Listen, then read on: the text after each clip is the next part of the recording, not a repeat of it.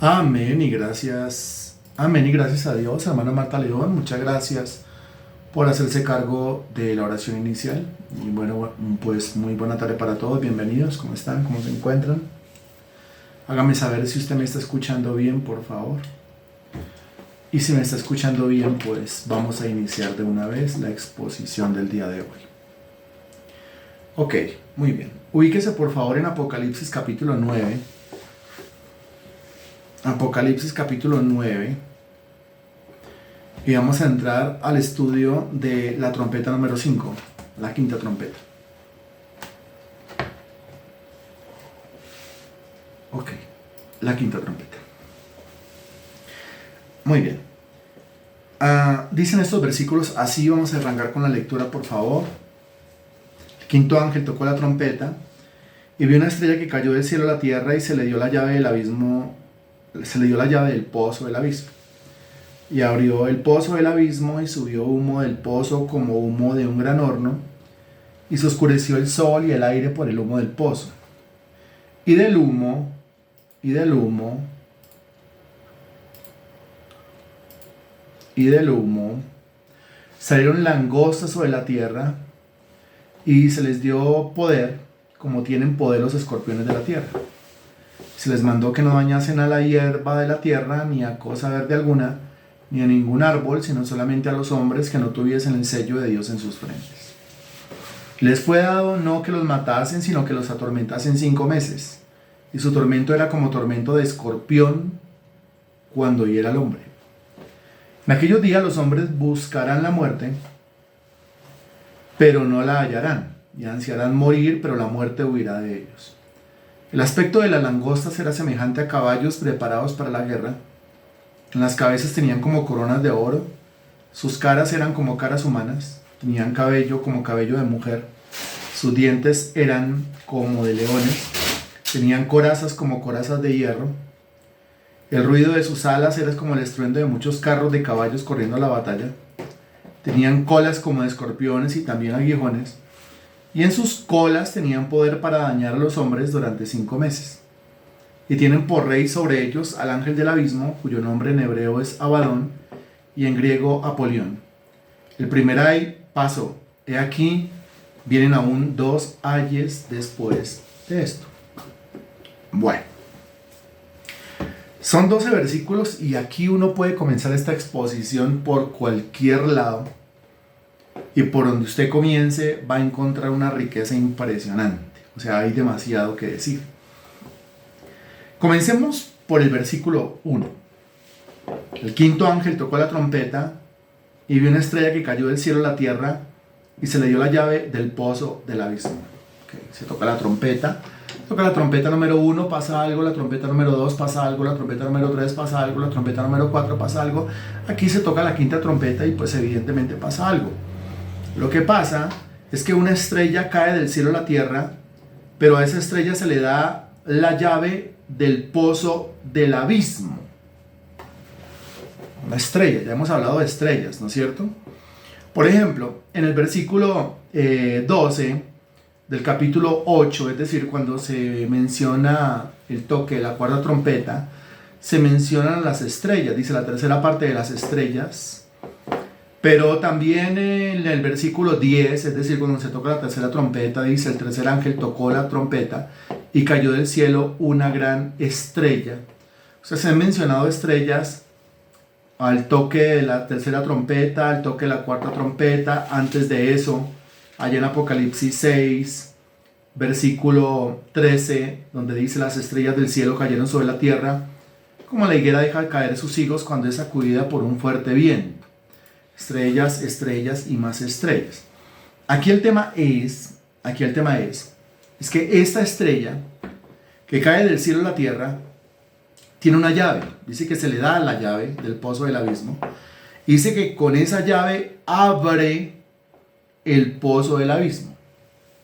Abre el pozo del abismo.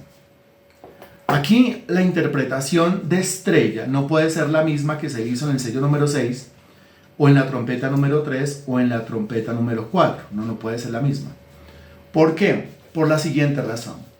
Ubíquese en Apocalipsis capítulo 1, versículo 16.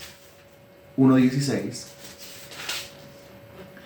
Y dice el versículo 16, lo que usted encuentra aquí a partir del versículo 9 y hasta el versículo 20, Apocalipsis 1 del 9 al 20, en su Biblia va a aparecer un título que dice algo así como la visión del Cristo glorificado, más o menos así, ¿cierto? O la visión del Señor resucitado en estado de gloria. Bueno, entonces se comienza a dar una descripción de lo que es el Señor, y esa descripción pues comienza en el versículo 12, ¿no? En el versículo 13 sigue, 14 sigue, 15 sigue, y en el 16 dice, tenía en su diestra, o sea el Señor Jesús, tenía en su diestra 7 estrellas, de su boca salió una espada aguda de 2 filos, y su rostro era como el sol cuando resplandece en su fuerza. El versículo 20, pasa el versículo 20, y el versículo 20 dice, el misterio de las 7 estrellas que has visto en mi diestra, y de los 7 candeleros de oro. Las 7 estrellas son los ángeles de las 7 iglesias. Ya. Eso quiere decir que la estrella puede ser una estrella, pero también la estrella puede ser un ángel, ¿no? Ojo esto, la estrella puede ser una estrella, o sea, un cuerpo celeste, pero la estrella puede ser un ángel. ¿Cómo sabemos que es un ángel? Pues porque el versículo 20 dice, el misterio de las 7 estrellas que has visto. A continuación dice, las 7 estrellas son los ángeles de las 7 iglesias. Entonces escriba ahí, por favor, que una estrella, ¿sí?, puede ser un cuerpo celeste, tal y como nosotros lo conocemos, los que conocemos como estrellas, pero también una estrella puede ser un ángel. Recuerde que la palabra ángel significa mensajero. Ángel, mensajero. Bueno, habiendo aclarado esto, usted vuelve a Apocalipsis capítulo 9. Bueno, usted vuelve a Apocalipsis capítulo 6. Allá cuando se abre el 6º sello y se mencionan las estrellas, ¿cómo le interpretamos nosotros? ¿Como cuerpos celestes o como seres angelicales o mensajeros? No, lo interpretamos como cuerpos celestes, ¿cierto? Cuando se toca la trompeta número 3 y se mencionan las estrellas, dice el versículo 11, el nombre de la estrella es Ajenjo, estoy en Apocalipsis 8, ¿cómo lo interpretamos nosotros? ¿Como cuerpos celestes o como seres angelicales? No, como cuerpos celestes, ¿no es cierto? Una estrella que cae del cielo sobre las fuentes de agua dulce. Ok. Ahora, cuando se habla de la cuarta trompeta, Apocalipsis 8, del 12 al 13, también se mencionan las estrellas. Dice que las estrellas, la tercera parte de las estrellas, se oscurecieron. Pues no puede ser que la tercera parte de los seres angelicales se oscurezcan, sino más bien la tercera parte de los cuerpos celestes que conocemos nosotros como estrellas, pues se oscurece. Hasta ahí la interpretación es cuerpos celestes, Apocalipsis 6, cuerpos celestes, Apocalipsis 8. Pero cuando llegamos aquí a Apocalipsis capítulo 9 y se menciona otra vez, aparece otra vez la palabra estrella, pues esta mención ya es diferente. Porque note lo que dice, vi una estrella que cayó del cielo a la tierra. Bueno, se le dio la llave del pozo del abismo, una estrella con una llave. Y abrió el pozo del abismo, una estrella que tiene una llave y que abre el pozo del abismo. O sea, una estrella que tiene una llave, que mete la llave en una cerradura, que le da la vuelta a la cerradura y esa cerradura abierta pues abre a su vez una puerta y de esa puerta pues salen unos individuos. Aquí no está hablando entonces de cuerpos celestes, aquí está hablando de un ser angelical. ¿Sí? Está hablando de un ser angelical. El versículo 1 habla de un ser angelical. Algunos han dicho es un ser demoníaco, es un principado demoníaco al cual se le da la llave, pero pues no tenemos base para decir que ese ángel o esa estrella que cae del cielo a la tierra, al cual se le da una llave y con esa llave abre el pozo del abismo, pues es un ser demoníaco. Apenas se nos dice en el versículo 1 que es una estrella que cae del cielo a la tierra y que se le da la llave y con la llave abre el pozo del abismo. Nos quedamos con que esa estrella es un ángel. Con que esa estrella es un ángel. Más, se toca la quinta trompeta y una estrella es enviada, o sea, un ángel es enviado. Y ese ángel es enviado con el firme propósito de abrir una puerta. Eso es lo que se nos dice.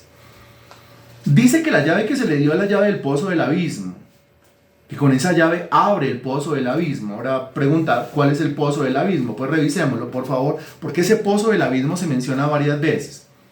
Se menciona en el versículo 1 de Apocalipsis 9, se menciona en el versículo 2 de Apocalipsis 9, se menciona en el versículo 11, léalo conmigo por favor, tienen por rey sobre ellos al ángel del abismo, cuyo nombre en hebreo es Abadón y en griego Apolión, el ángel del abismo. Ahora otros han dicho que ese ángel mencionado en el versículo 1 es el mismo mencionado en el versículo 11, porque se cuenta que ahí aparece Abadón, que tiene en hebreo es Abadón y en griego es Apolión, y dice que es el ángel del abismo, pero es que este ángel es del abismo. ¿Cómo así que es el ángel del abismo? Pues que estaba en el abismo. O sea, no es el mismo ángel que fue enviado con la llave para abrir la cerradura, para abrir la puerta, porque ese ya estaba dentro del abismo. Ese salió por esa puerta que el ángel que tenía la llave abrió. Entonces no es el mismo. ¿Sí? Si lo leemos literalmente, pues no es el mismo. Pero no solamente ahí se menciona el pozo del abismo. En Apocalipsis capítulo 11, versículo 7 dice: cuando hayan acabado su testimonio, la bestia que sube del abismo hará guerra contra ellos y los vencerá y los matará. La bestia que sube del abismo. Otra mención del abismo, ¿no es cierto? Pero no solamente ahí. Si usted examina conmigo Apocalipsis, capítulo 17, versículo 8, dice: la bestia que has visto era y no es, y está para subir del abismo e ir a perdición. Y los moradores de la tierra, aquellos cuyos nombres no están escritos desde la fundación del mundo en el libro de la vida, se asombrarán viendo la bestia que era y no es y será. Ahí se menciona nuevamente el abismo. Pero no solamente ahí, sino también en Apocalipsis capítulo 20, versículo 1 dice: vi a un ángel que descendía del cielo con la llave del abismo, otra vez, y una gran cadena en la mano, y prendió al dragón, la serpiente antigua, que es el diablo y Satanás, y lo ató por 1000 años, y lo arrojó al abismo, y lo encerró, y puso su sello sobre él, para que no engañase más a las naciones, hasta que fuesen cumplidos 1000 años, y después de esto debe ser desatado por un poco de tiempo. Bueno, este versículo de Apocalipsis capítulo 20, sobre todo el versículo 1, nos aclara un poco quién es el ángel al cual se le da la llave del pozo del abismo en Apocalipsis capítulo 9, versículo 1. Porque dice aquí: vi a un ángel que descendía del cielo con la llave del abismo, o sea, la misma llave. Y es la mención de aquí de un ángel. En Apocalipsis 9 se habla de una estrella. Aquí se habla claramente, se dice que no era una estrella, se dice que era un ángel. Y una gran cadena en la mano.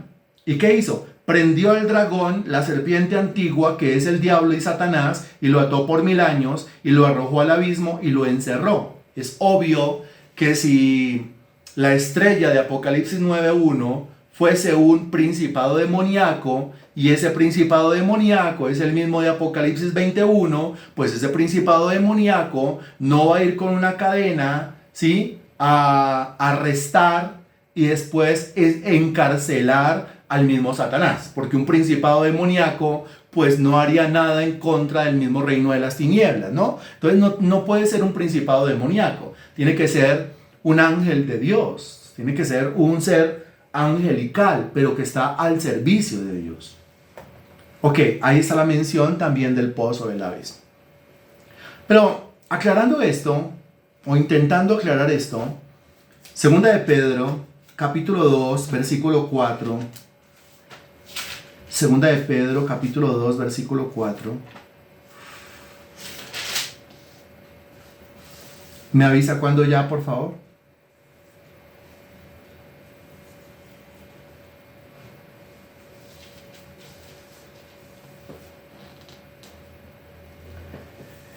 Listo, dice: porque si Dios no perdonó a los ángeles que pecaron, sino que arrojándolos al infierno, los entregó a prisiones de oscuridad para ser reservados al juicio. Muy bien, coja su esfero, coja su lápiz ahí, yo creo que lo va a necesitar, por favor.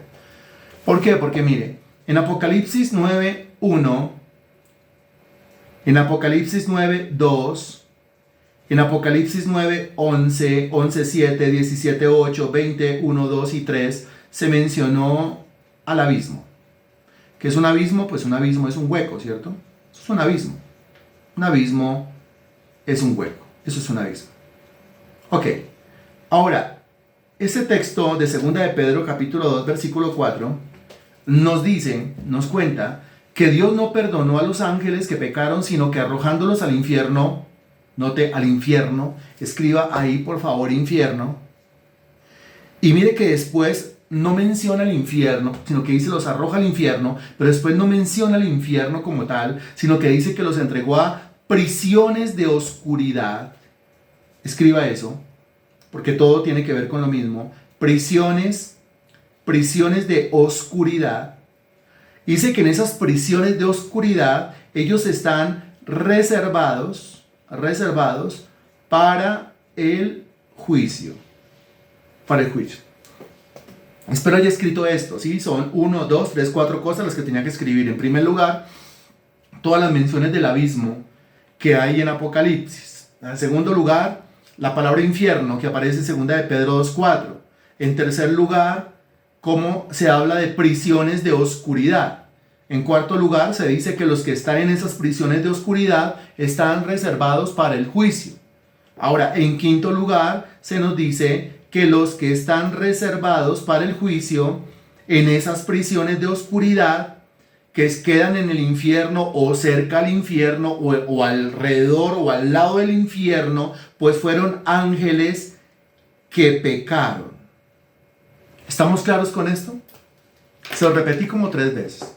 ¿Estamos claros con esto, cierto? Usted me dirá. O sea, lo único que tenía que hacer usted era escribir. Digamos, no entenderlo todo todavía porque no hemos terminado la explicación al respecto. Pero al menos sí escribirlo. ¿Lo tiene?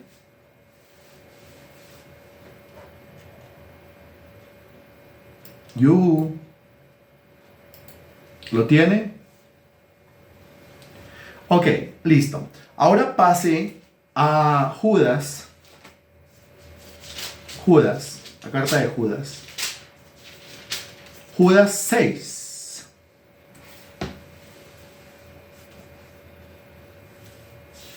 Llegue allá, por favor, Judas. Versículo 6 y 7. Muy bien, dice el texto, y a los ángeles que no guardaron su dignidad, sino que abandonaron su propia morada, los ha guardado bajo oscuridad en prisiones eternas para el juicio del gran día, como Sodoma y Gomorra y las ciudades vecinas, las cuales de la misma manera que aquellos, habiendo fornicado e ido en pos de vicios contra naturaleza, fueron puestas, por ejemplo, sufriendo el castigo del fuego eterno. Bueno, versículo 6 nos da unos datos que vienen a aclarar lo que encontramos en 2 de Pedro capítulo 2 versículo 4. Se habla de ángeles. 2 de Pedro 2:4 también habló de ángeles. Solamente que 2 de Pedro 2:4 habló de ángeles que pecaron. Y aquí Judas versículo 6 aclara cuál fue el pecado de esos ángeles. Porque dice que esos ángeles no guardaron su dignidad. Si dice que no guardaron su dignidad, quiere decir que perdieron su dignidad, se convirtieron en seres indignos. No guardaron su dignidad, sino que abandonaron su propia morada. Está hablando de un momento en el cual, ojo, los ángeles abandonaron su propia morada. Pregunta, ¿cuál es la morada de los ángeles? O sea, ¿dónde moran los ángeles? ¿Dónde viven los ángeles? ¿Dónde moran los ángeles? ¿Dónde viven los ángeles? Ok, los ángeles viven en el cielo.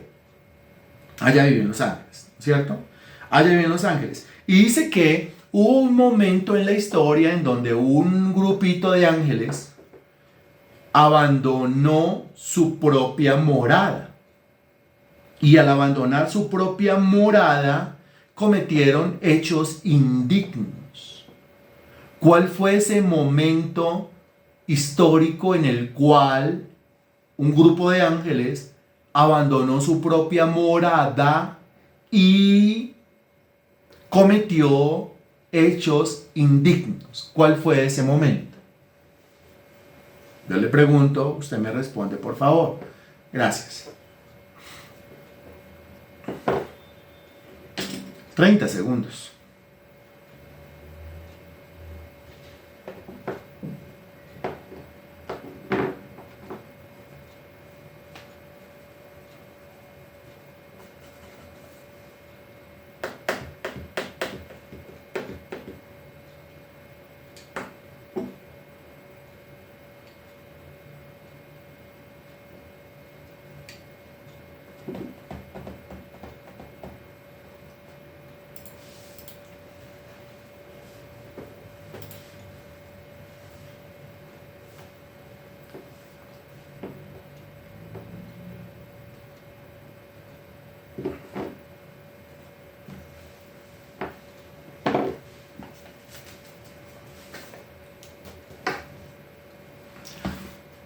¿30 segundos más?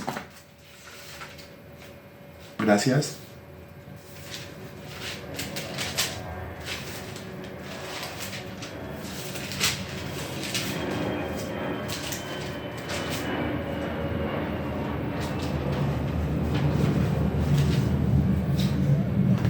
Bueno, usted responde lo siguiente. Yo voy a leer. Usted responde. Cuando se fueron con Lucero en su rebelión, en Génesis, en el inicio, cuando se unieron a Lucero, en el momento en que se rebelaron contra Dios, cuando siguieron a Lucero, se rebelaron contra Dios. Ana Milena dice en el tiempo de Sodoma y Gomorra. No, ninguno tiene respuesta correcta, lastimosamente no. No fue ahí. No fue ahí. Mire, la rebelión se da en varias fases. Hablemos al menos, me refiero a la rebelión de los arcángeles y de los ángeles, no a la rebelión de Lucero. Porque la rebelión de Lucero ya hablamos nosotros en Isaías 14 y en Ezequiel 28. ¿Es así o no es así? Si tiene dudas al respecto, pues revise otra vez la serie de Guerra Espiritual y se va a dar cuenta que ya expusimos Isaías 14 y Ezequiel capítulo 28, en donde se habla de la rebelión de Lucero. Muy bien. Pero la rebelión ya no de Lucero, sino la rebelión de los contaminados por Lucero, se da en dos fases. Esa primera fase la encuentra usted sabe muy bien, entre Génesis capítulo 1, versículo 1 y Génesis capítulo 1, versículo 2. Pues solamente lo voy a repetir, pero no lo voy a explicar porque eso lo hemos dicho muchas veces, ¿no? Que dice el versículo 1 que en el principio creó Dios los cielos y la tierra, y en el versículo 2 dice que la tierra estaba desordenada y vacía, y el Espíritu de Dios se movía sobre la faz de las aguas, y las tinieblas estaban sobre la faz del abismo. ¿Sí? Entonces ahí como así que creó todo, pero está desordenado. Ahí entre Génesis 1.1 y entre Génesis 1.2, usted tiene que poner a Isaías 14 y Ezequiel 28 para poder entender esa rebelión. Y ahí se da la primera fase de la rebelión. Pero hay una segunda fase de la rebelión. Es decir, unos arcángeles y ángeles salieron en Génesis capítulo 1, pero otros no salieron en Génesis 1, pero ya estaban contaminados por el diablo. Así que tarde que temprano, como está contaminado, si no salió en Génesis 1, va a salir o en Génesis 2, o en Génesis 3, o en Génesis 4, o en Génesis 5, exactamente en Génesis 6. Exactamente en Génesis 6. ¿Sabía esto? Que la rebelión de los arcángeles y ángeles se da en dos fases. Hay unos que inmediatamente se rebelan y hay otros que no se rebelan inmediatamente, sino que se van a rebelar con el tiempo. ¿Sí? ¿Lo sabía o no lo sabía? Exactamente Génesis capítulo 6, versículo 1, dice: aconteció que cuando comenzaron los hombres a multiplicarse sobre la faz de la tierra y les nacieron hijas, que viendo los hijos de Dios, miren, los hijos de Dios, que las hijas de los hombres eran hermosas, tomaron para sí mujeres escogiendo entre todas. Y dijo Jehová: no contenderá mi espíritu con el hombre para siempre, porque ciertamente él es carne, mas serán sus días 120 años. Ahora mire el resultado de esta unión entre unos seres o unos individuos que la Biblia llama hijos de Dios y las hijas de los hombres, el resultado es versículo 4. Había gigantes en la tierra en aquellos días, y también después de que se llegaron los hijos de Dios a las hijas de los hombres y les engendraron hijos, estos fueron los valientes que desde la antigüedad fueron varones de renombre. A continuación, mire lo que sigue. Vio Jehová que la maldad de los hombres era mucha en la tierra, y que todo designio de los pensamientos del corazón de ellos era de continuo solamente el mal. O sea, la tierra se llenó de maldad. Y el versículo 6 dice: se arrepintió Jehová de haber hecho al hombre en la tierra, y le dolió en su corazón. Versículo 7, y dijo Jehová: raeré de sobre la faz de la tierra a los hombres que he creado, desde el hombre hasta la bestia y hasta el reptil y las aves del cielo, pues me arrepiento de haberlos hecho. El día que Dios se arrepintió de haber creado al hombre, ¿no? Qué impresionante. Ahora, esos hijos de Dios, ojo, esos hijos de Dios mencionados ahí, ¿quiénes eran? Antes de que usted se apresure a responder, porque ahorita se apresuró a responder y respondió mal. Antes de que usted se apresure a responder, vaya a Job, por favor, libro de Job. Libro de Job. Capítulo 1, versículo 6. Me avisa, por favor. Job, capítulo 1, versículo 6. Ya, dice: un día vinieron a presentarse delante de Jehová los hijos de Dios. ¿Dónde está Jehová? En el cielo es su trono. Dice que un día vinieron a presentarse delante de Jehová los hijos de Dios, entre los cuales vino también Satanás. Uy, ¿cómo así Satanás entre los hijos de Dios? No, no es que Satanás se llame ahí hijos de Dios, hijo de Dios, sino que Satanás aprovechó que Jehová había citado a los que en el Antiguo Testamento se llamaban hijos de Dios, ¿sí? Se catalogaban como hijos de Dios, y eso ocurrió en el tercer cielo delante de su trono. Y Satanás aprovechó esa reunión o esa citación que Jehová hizo a sus hijos, a los hijos de Dios, y se presentó juntamente con ellos. Entonces aquí mi pregunta es, en Job capítulo 1, versículo 6, ¿quiénes son llamados hijos de Dios que se presentan delante del trono de Jehová? Y Satanás aprovecha pues que está esa reunión y se mete ahí, pero sin ser hijo de Dios. ¿De quiénes se está hablando aquí en el versículo 6? Que fueron los mismos hijos de Dios que en Génesis capítulo 6 vieron que las hijas de los hombres eran hermosas, y entonces vinieron y sostuvieron relaciones sexuales con ellas y les nacieron hijos.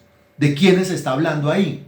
Ahí está hablando, muy bien. Se ubicó usted, muy bien. Está hablando de los ángeles. Ahora, si usted regresa a Judas, versículo 6, y esto tiene que quedar claro para todo el mundo. Otra vez, si usted vuelve a Judas, versículo 6. Dice el texto así: a los ángeles que no guardaron su dignidad, sino que abandonaron su propia morada. Ya sé entonces que no se está refiriendo a los que se rebelaron en la fase 1 de Génesis 1, sino que se está refiriendo a los ángeles que se rebelaron en la fase 2 en Génesis capítulo 6. ¿Está claro esto? Porque ellos fueron los que abandonaron su morada, el cielo, para cometer hechos indignos, porque dice que no guardaron su dignidad. ¿Está claro esto? ¿Y cuál fue la indignidad? ¿O cuál fue la indignación? ¿O cuál fue el hecho indigno que ellos cometieron? Pues que abandonaron su forma angelical, tomaron forma de hombres y sostuvieron relaciones con las hijas de los hombres, o sea, con mujeres de carne y hueso. Eso fue lo que pasó. Ahora, ¿luego eso se puede? Pues por supuesto que sí. Acuérdese usted todas las apariciones angelicales en el libro de Génesis. Todas las apariciones angelicales a Abraham, a Isaac, a Jacob, ellos eran ángeles, pero dice que los vieron como varones. Los vieron como hombres. Acuérdese usted que cuando el Señor envía 2 ángeles a Sodoma y Gomorra para sacar de allí a Lot, el sobrino de Abraham, dice que eran ángeles, pero los hombres los veían como si fueran hombres. Los hombres de Sodoma y Gomorra los veían a los ángeles como si fueran hombres y golpeaban en la puerta de la casa de Lot diciendo: saca a esos hombres para que los conozcamos. El conocer era sostener relaciones sexuales con ellos, porque los de Sodoma y Gomorra eran unos pervertidos sexuales, eran homosexuales. Entonces, ¿qué querían hacer? Acostarse, tener intimidad con esos dos varones. Esos dos varones no eran varones, esos dos varones eran ángeles, pero tomaban forma de varones, ¿sí? Tomaban forma de hombres. Eso en el Antiguo Testamento. En el Nuevo Testamento no se da, en el Antiguo Testamento sí se da.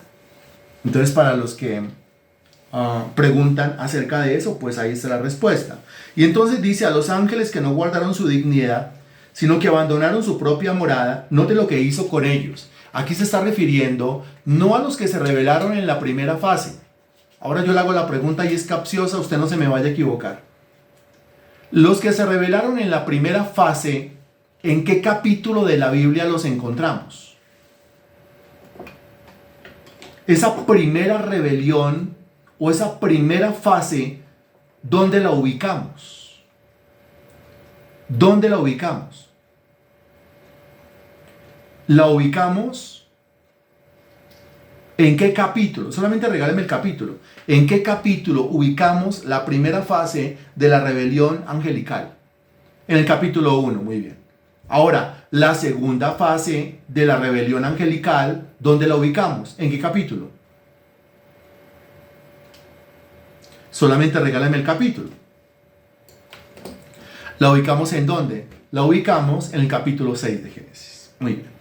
En el capítulo 1, los ángeles que se rebelaron fueron echados de la morada, fueron echados del cielo. En el capítulo 6, no fueron echados del cielo. Ellos abandonaron voluntariamente su morada para ir a cometer hechos vergonzosos. ¿Estamos claros con esto? Que en el capítulo 1 los echaron, los botaron. En el capítulo 6 nadie los echó, nadie los botó, sino que ellos abandonaron voluntariamente su morada para ir a cometer hechos pecaminosos. Ahí está la gran diferencia, ¿no?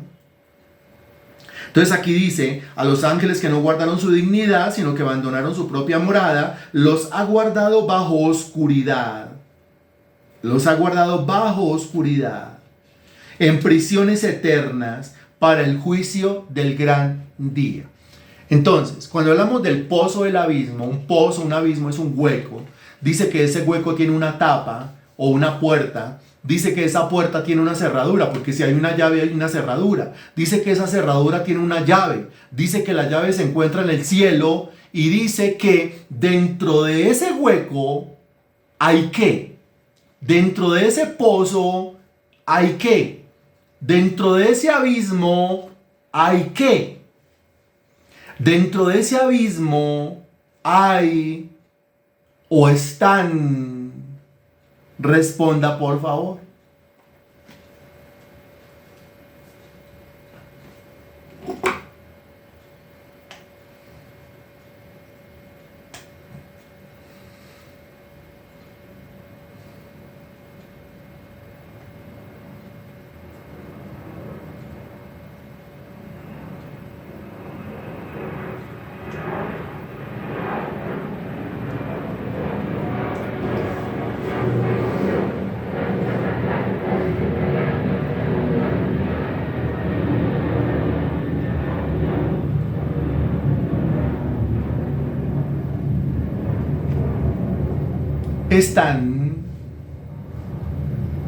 Están los ángeles que se rebelaron en la segunda fase, es decir, los de Génesis capítulo 6. Ellos abandonaron su morada, y los que abandonaron su morada para cometer hechos vergonzosos, después fueron metidos en ese pozo, fueron metidos en ese abismo, se cerró la puerta, se echó la llave y no han vuelto a salir de ahí.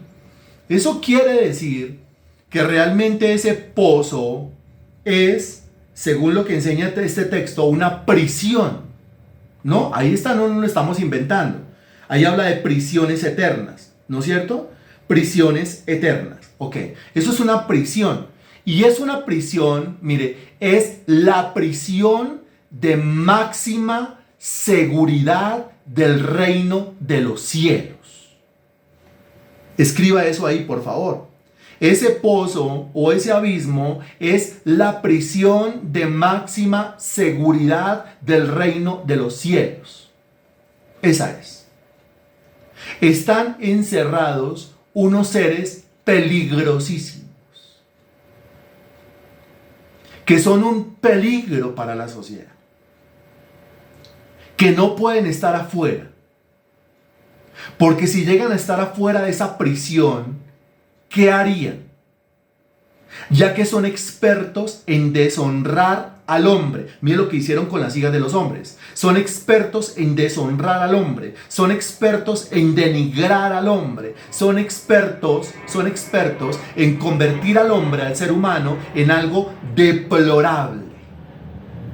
Dígame, ¿qué pasaría si se llegan a liberar? Dígame, ¿qué pasaría si uno de ellos se sale de ahí? Revise los antecedentes. ¿Cuáles son los antecedentes? Pues lo que hicieron en Génesis capítulo 6. Con esos antecedentes en mente, dígame, ¿qué pasaría si se sale uno? Ahora después piense, no se sale uno, se salen todos. Dígame, ¿qué pasaría? Yo le estoy haciendo preguntas y usted me hace el favor y me regala sus respuestas. Gracias. Dígame, ¿qué pasaría? ¿Pero por qué sería terrible? A ver la respuesta de Natalia. Destruyen completamente la sociedad. Muy bien. ¿Por qué usted dice sería terrible? Pero terrible, ¿por qué? ¿Qué es lo que se imagina? ¿Qué se le viene a la cabeza? Destrucción total. Muy bien. Muy bien. Si de por sí esto está tenaz. Muy bien, Ana Milena. Es que eso es analizar. Eso es analizar. Eso es discernir. Dice, si de por sí esto está tenaz, ahora ¿cómo sería? O sea, si de por sí esto está tenaz con la influencia de los que se rebelaron en la primera fase, o sea, la fase de Génesis capítulo 1, imagínese usted si a esto le añade no solamente la influencia de los que se rebelaron en el capítulo 1 de Génesis, sino que a su vez le añade la influencia y la destrucción de los que se rebelaron en la segunda fase, o sea, en Génesis capítulo 6. Dígame, ¿qué pasaría? ¿No? ¿Qué cosa tan terrible esto? ¿No le parece? Ok, ahora dice, los ha guardado bajo oscuridad en prisiones eternas para el juicio del gran día. Pedro nos dijo, reservados para el juicio del gran día. Reservados para el juicio. Ellos están reservados para el juicio propio, el juicio de ellos, ¿sí? Pero antes del juicio de ellos, para el juicio de la raza humana que viene en ese periodo conocido como la gran tribulación. Ojo esto que yo le acabo de escribir. Porque cuando se pregunta, ellos están reservados para el juicio, pero ¿para el juicio de quién? Algunos dirán, pues para el juicio de ellos por el pecado que cometieron. Por el pecado que cometieron en Génesis 6. Sí, pero no solamente están reservados, guardaditos para el juicio propio de ellos, sino que también están reservados, guardaditos, para ser utilizada toda su maldad y toda su destrucción con el fin de ajusticiar al hombre pecador, al hombre impío, en ese periodo conocido como la gran tribulación. Y ellos son los que entran en acción, entran en operación cuando se toca la quinta trompeta. ¿Cómo le parece esto? Ellos son liberados cuando se toca la quinta trompeta. La prisión de máxima seguridad del reino de los cielos abre las puertas y libera a estos seres demoníacos por toda la tierra para que atormenten a los seres humanos durante X cantidad de tiempo. Dígame, ¿cómo será ese quinto toque de trompeta? Por eso, acuérdese usted, lo último que leímos nosotros fue Apocalipsis, capítulo 8, versículo 13. Y ese versículo dijo, y miré, y oí a un ángel volar por en medio del cielo diciendo a gran voz, ay, ay, ay, de los que moran en la tierra, a causa de los otros toques de trompeta que están para sonar los tres ángeles. Y se acuerda que yo preguntaba, ¿cuántos toques de trompeta quedan? Pues 3, el 5, el 6 y el 7. Y aquí aparece un ay, ay, ay, o sea, un triple ay, una triple expresión de dolor. Pues esta quinta trompeta es el primer ay, indicando si le dolió la cuarta trompeta, la tercera, la segunda y la primera, si le dolió el sello número 7, 6, 5, 4, 3, 2, 1, pues no le ha dolido nada. Porque lo que viene de aquí en adelante a partir del toque de trompeta número 5 son verdaderos dolores.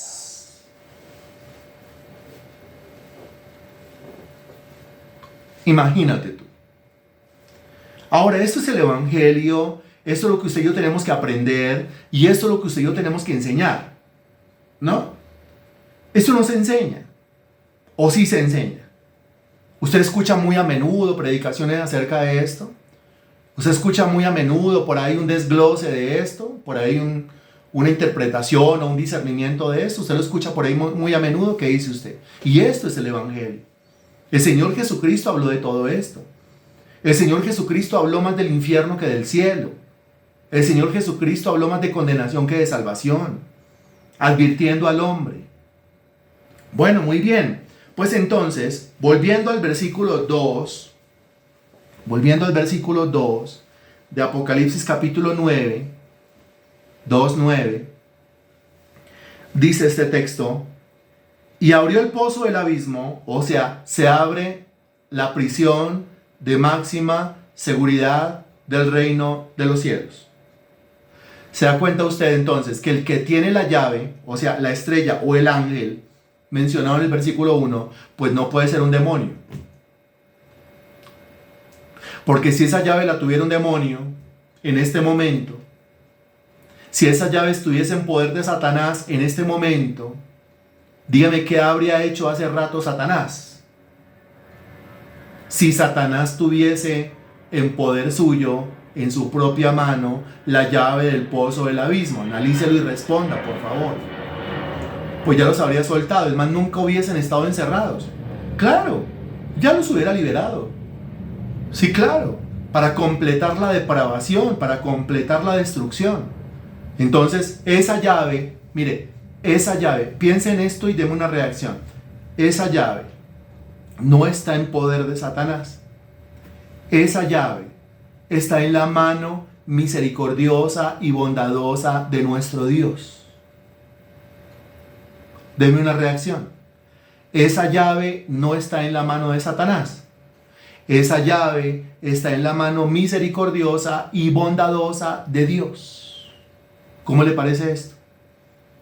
Y esa es la razón por la cual nosotros, aunque tenemos una influencia demoníaca terrible, impresionante en esa sociedad, la depravación no es completa gracias a que nuestro Señor no ha permitido la liberación de estos que están en la prisión de máxima seguridad del reino de los cielos.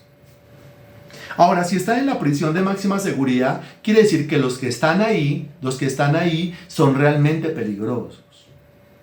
Los que están ahí realmente son un peligro para la sociedad. Disciérnalo, por favor. Es que los de Génesis 1 fueron echados.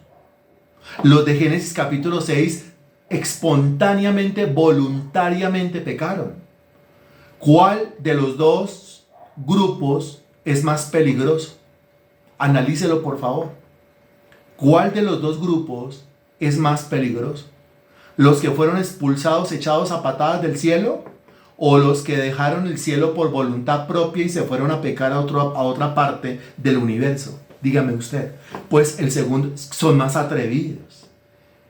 Natalia, eso está genial. Es que son más atrevidos. Claro. Los que abandonaron la morada. Sí, qué impresionante. O sea, a ellos les importó un pepino estar viviendo en el cielo. Les importó un pepino la presencia de Dios. Vámonos. Y se fueron a cometer hechos pecaminosos. ¿Sí? Esta es la razón por la cual no el primer grupo, sino el segundo grupo, no el primer grupo, porque es que el primer grupo pecó, pero estaba asolapado entre el segundo y el tercer cielo. Recuerde que lo que ellos querían era montar un trono al lado del trono de Dios, ¿sí? O sea, el primer grupo pecó, pero estaba asolapado entre el segundo cielo y el tercer cielo. Mientras que esta segunda fase, este segundo grupo, el de Génesis capítulo 6, ellos pecaron y abandonaron el cielo de una, voluntariamente. Nadie los echó, nadie los dejó, nadie los echó, nadie los botó. Ellos, los del segundo grupo y no los del primer grupo, el Señor los encerró en una cárcel de máxima seguridad. Fue a ellos. Versículo 2. Y abrió el pozo del abismo y subió humo del pozo como humo de un gran horno. Ya hemos examinado el tema del humo. Lo examinamos en varios pasajes de la Sagrada Escritura. Y el humo siempre tiene que ver con el juicio, porque el humo siempre tiene que ver con el fuego. Entonces está hablando de humo, quiere decir que ellos salen, y ellos salen por razón de un juicio, o ellos salen a causa de un juicio, que ya dijimos que no era solamente el juicio para ellos, el juicio que ellos merecen, sino que Dios los va a usar por un tiempo para justiciar, ¿sí?, a los moradores de la tierra. ¿Cuáles moradores de la tierra? Eso se va a explicar en los versículos que siguen. Después del punto y coma dice, y se oscureció el sol y el aire por el humo del pozo. ¡Qué impresionante! Otra vez el sol, otra vez el aire, otra vez el humo del pozo, otra vez fuego. Ahora, aquí se habla de un pozo. ¿Dónde está ubicado geográficamente ese pozo? Buena pregunta. ¿Usted se acuerda, allá en Lucas capítulo 16, que el Señor contó una historia, la historia de Rico y Lázaro? Dice que el rico murió y que fue llevado al infierno. Dice que Lázaro murió y fue llevado al seno de Abraham. Dice que el rico, allá en medio de ese fuego, allá en medio de ese dolor que lo atormentaba, le clama a Abraham y le dice que mande a Lázaro que le lleve agua. Y Abraham le dice que eso no se puede. Que eso no se puede, ¿por qué? Porque entre el infierno y el paraíso hay una cima, ¿sí? Una cima con S. ¿Qué es una cima con S? Lo explicábamos también en aquella exposición. Una cima con C es una montaña, va para arriba. Pero una cima con S va hacia abajo, es un hueco. Eso quiere decir, según Lucas 16, que entre el infierno y el paraíso o seno de Abraham hay un hueco. Entre el infierno y el paraíso o seno de Abraham hay un pozo. Entre el infierno y el paraíso o seno de Abraham hay un abismo. Entre el infierno y el paraíso o seno de Abraham hay una cima. Y nadie puede pasar de aquí para allá y nadie puede pasar de allá para acá. ¿En dónde se encuentra eso? Pues se encuentra en las partes más bajas de la tierra. En las partes más bajas de la tierra encuentra el infierno. En las partes más bajas de la tierra, al frente, encuentra el seno de Abraham. Y entre infierno y seno de Abraham encuentra el pozo, el hueco, el abismo, la cima o la prisión de máxima seguridad. Concuerda perfectamente con lo que nos dice Apocalipsis capítulo 9, versículo 1. Porque un ángel cae del cielo a la tierra con la llave del abismo. Mire, la tierra. Y entonces dice que sube humo del pozo como humo de un gran horno. Entonces al fin que baja, pero sube. Baja la tierra, pero ¿qué tan abajo? Tan abajo, bien abajo. Cosa que cuando abre ese hueco, lo primero que ocurre cuando abre esa puerta es que sale humo de las entrañas del planeta, sale humo de las partes más bajas de la Tierra, del centro de la Tierra, y ese humo llega a la atmósfera y oscurece el sol y contamina el aire, dice el texto en el versículo 2. Y el versículo 3 dice, y del humo salieron langostas sobre la tierra. Langostas. Pero más adelante Juan va a decir que eran como langostas, que eran como escorpiones, que tenían como cabello, que tenían como rostro de ser humano, que parecían como. Recuerda que cuando aparece un como, lo que está haciendo Juan es una ¿qué?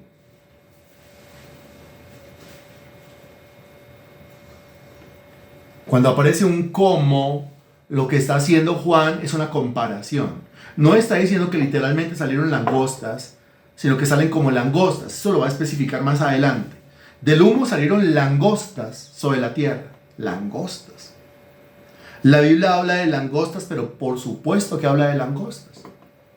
Cuando se habla de langostas, recuerde usted que estamos hablando nosotros de la octava plaga de las 10 plagas que el Señor envió sobre Egipto. Aquí estamos hablando de la octava plaga. La octava plaga fue la plaga de langostas. Las langostas son llamadas en la Biblia una plaga. ¿Por qué son llamadas en la Biblia una plaga? Porque por donde van, ¿qué hacen? Por eso son llamadas plaga. Por donde van, destruyen. Nunca trabajan solitas. Siempre trabajan acompañadas. Siempre trabajan en compañía de otras langostas. Siempre trabajan en grupo. Y se dedican a destruir. Se dedican a comer lo que encuentran. Se dedican a saquear lo que encuentran. Son la pesadilla de muchos sembradíos, la pesadilla de muchos cultivos, la pesadilla de muchos agricultores, la pesadilla de muchas cosechas. Ahora aquí está diciendo que salieron langostas sobre la tierra. O sea, tenga en cuenta, si son langostas, por donde van, a donde lleguen, llegan con la firme intención y el acto concreto de destruir lo que tocan. De acabar con lo que tocan, de hurtar, matar y destruir. Son como langostas y son una plaga, o sea que no es una, no sale uno del pozo del abismo, sino que salen como por enjambres de langostas. Eso es lo que está diciendo Juan en el versículo 3. Y aparte de que dice que son como langostas, dice que se les dio poder, como tienen poder los escorpiones de la tierra. Opa. Entonces son serpientes, son langostas por un lado y por el otro lado son escorpiones. Se les dio poder como tienen los escorpiones. ¿Y en dónde está el poder? ¿Dónde tiene el poder el escorpión?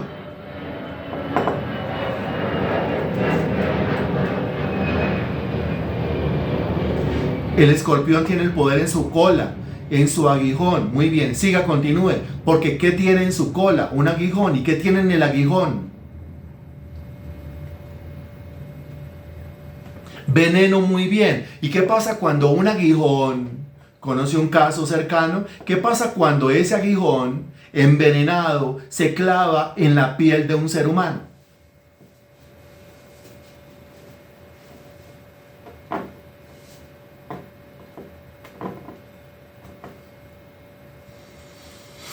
Pero antes de eso, mi estimado hermano, es una de las muertes más dolorosas. ¿Por qué? Sí, mata, termina matando. Pero es una de las muertes más dolorosas. ¿Por qué?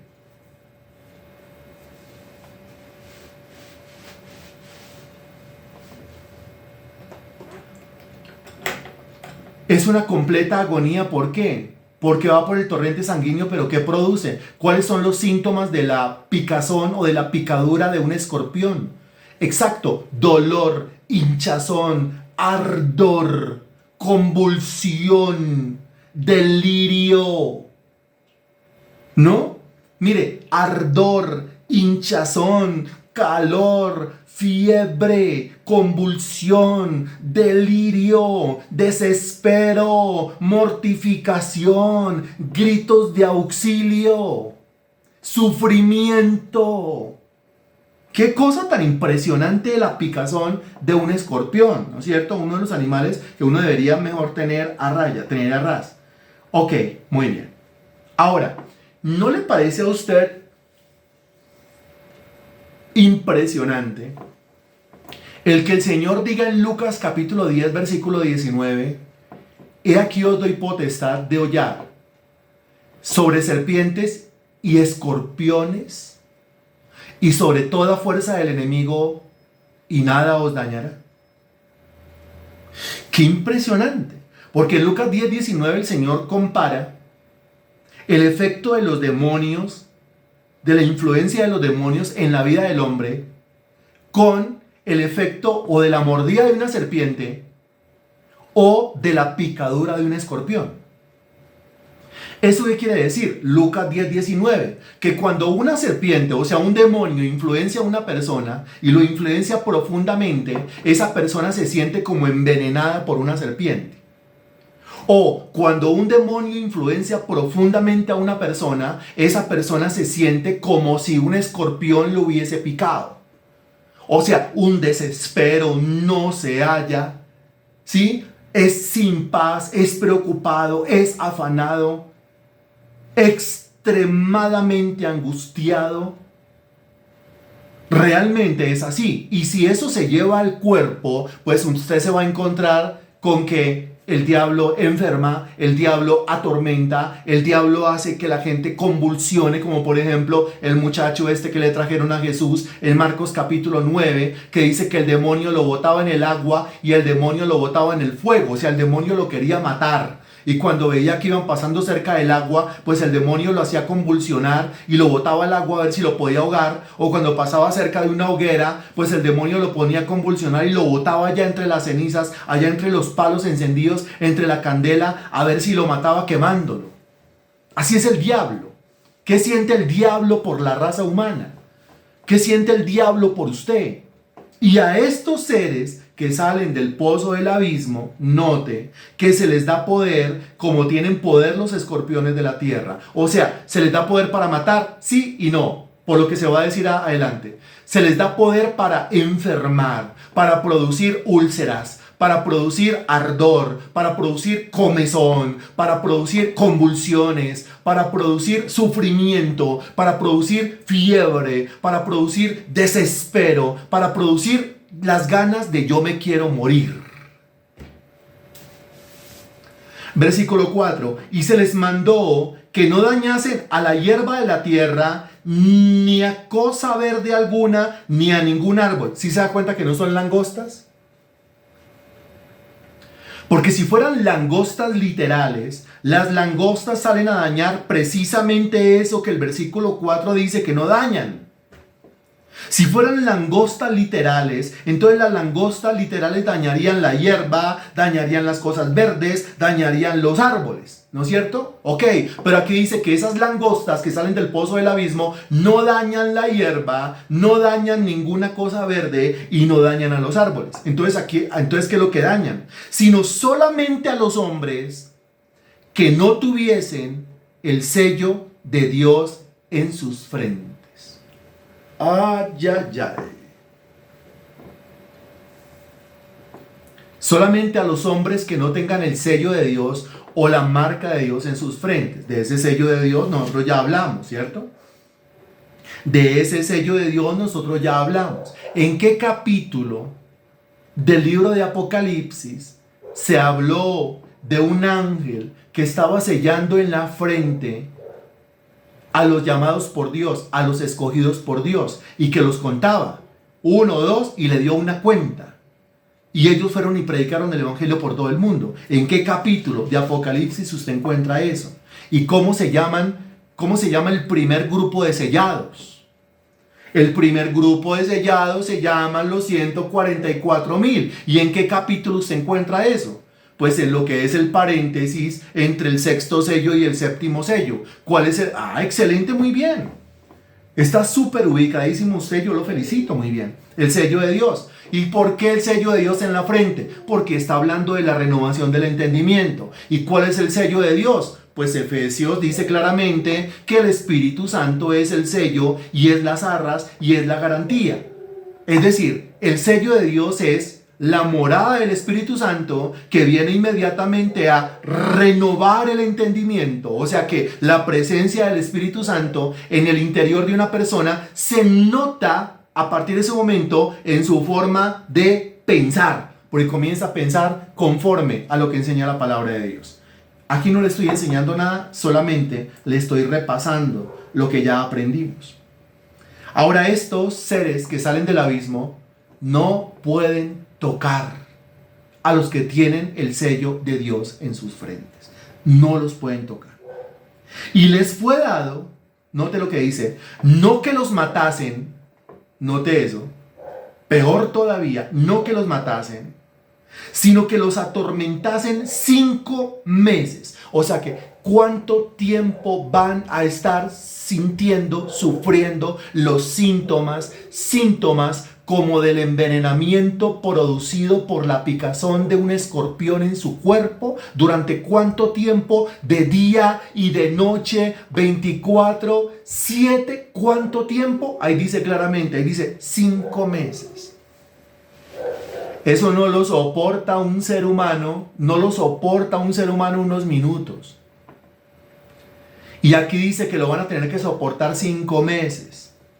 Y aquí dice, les fue dado no que los matasen. O sea, no los van a matar. Los van a picar, o sea, los van a enfermar, los van a atormentar, van a sentir como cuando un escorpión los pica. Van a estar enfermos durante 5 meses, enfermos terriblemente, atormentados horriblemente, pero no los van a matar. Ay, no los van a matar. La pregunta es, ¿qué querría una persona en esas condiciones? ¿Qué desearía una persona en esa situación? Morirse. Pero es que yo me quiero morir. Bueno, y si no me mata esto, pues entonces yo me mato, ¿cierto? Pero mire lo que dice a continuación.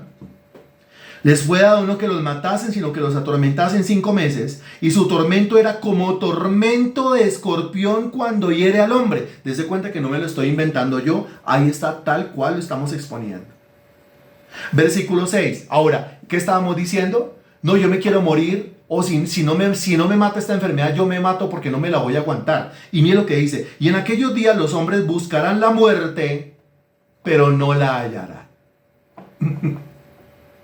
Y ansiarán morir, pero la muerte huirá de ellos. Quiere decir, durante 5 meses no habrá muerte. Y alguno dirá, uy, qué chévere, durante 5 meses nadie se va a morir. Qué chévere, durante 5 meses nadie se va a morir. Pero porque durante 5 meses estarán atormentados gravemente por una influencia demoníaca. Muy terrible, ¿no le parece? Yo me quiero morir, yo me quiero morir. No, no se muere. Sigue sufriendo y sufriendo y sufriendo y sufriendo y sufriendo y sufriendo y sufriendo y sufriendo, pero no se muere. Ahora, buscarán la muerte, dice el texto. Buscarán la muerte quiere decir intentarán matarse. Atentarán contra sus propias vidas, probarán el tema del suicidio, no les saldrá. Y no les saldrá porque su tormento les impide. Su tormento le impide levantarse, botarse por una ventana. Su tormento le impide coger un cuchillo, pasárselo por el cuello, termina convulsionando, termina botando el cuchillo. Dios se encargará de que eso no pase. A su vez, porque estos seres demoníacos tienen prohibición de parte del mismo Dios de matar a esta gente. Bueno, no alcanzamos hoy a terminar. Apenas llegamos al versículo 6. Todavía queda mucho por decir con respecto a la quinta trompeta. Dentro de 8 días continuamos. Te damos gracias, bendito Dios, por esta tu palabra. Gracias por esta exposición, mi Señor. Tú eres tan bueno, eres tan grande, eres tan maravilloso, Señor. Tan paciente con nosotros, tan enseñador. Te pedimos, mi Dios, que esta lección edifique nuestras vidas profundamente, impacte nuestras vidas profundamente, de tal manera, mi Dios, que podamos nosotros comunicar estas verdades también a los demás, Señor. Y que esta información no se quede solamente en nosotros, sino que esta información sea divulgada, sea publicada, Señor, alrededor nuestro y por todo el mundo, ya que estamos en la era digital, la era de la información, mi Dios, a un clic de distancia. Y esta clase, mi Dios, llega hasta lo último del planeta. Te rogamos, mi Dios, que usemos nosotros esta tecnología, estos medios, estas facilidades para comunicar tus verdades, mi Dios. Ya que no se trata solamente de conocer nosotros, sino también de darle a conocer a los demás. En tus manos entregamos, mi Dios, esta palabra, en el nombre del Señor Jesús. Amén y gracias a Dios.